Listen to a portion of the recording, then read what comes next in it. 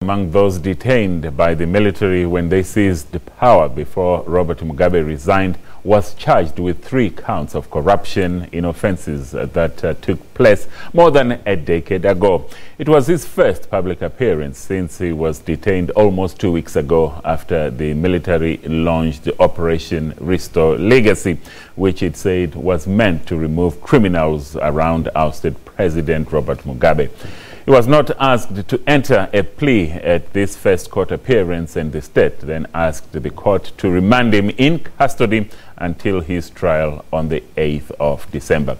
Emmerson Mnangagwa was sworn in yesterday as the interim president, and many Zimbabweans celebrated the end of Mugabe's 37-year rule, but fear that the new government under Mnangagwa could also be an authoritarian regime. Earlier this week, former Zimbabwean President Robert Mugabe, the country's leader for the past 37 years, stepped down. The chain of events that led to the 93-year-old former leader's departure were set in motion after Mugabe fired Emmerson Mnangagwa as vice president earlier this month. Mnangagwa was sworn in as the interim president at a ceremony yesterday, witnessed by more than 60,000 Zimbabweans. At the ceremony, Mnangagwa acknowledged the task at hand to rebuild a country battered by years of economic decline and political instability.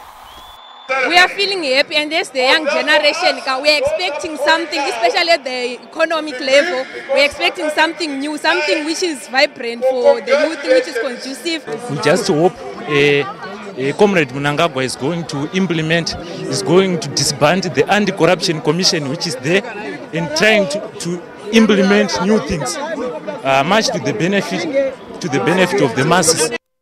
Mnangagwa's address answered questions about the direction in which he plans to take the troubled Southern African nation. To know that we are from diverse political and cultural backgrounds, and that's inclusivity is a recognition of the fact that we are different, and we should be able to accommodate each other in terms of those differences to be able to build only one thing, which is the nation of Zimbabwe. He promised to tackle corruption, respect and protect foreign investment, create jobs and finalize the contentious land reform program.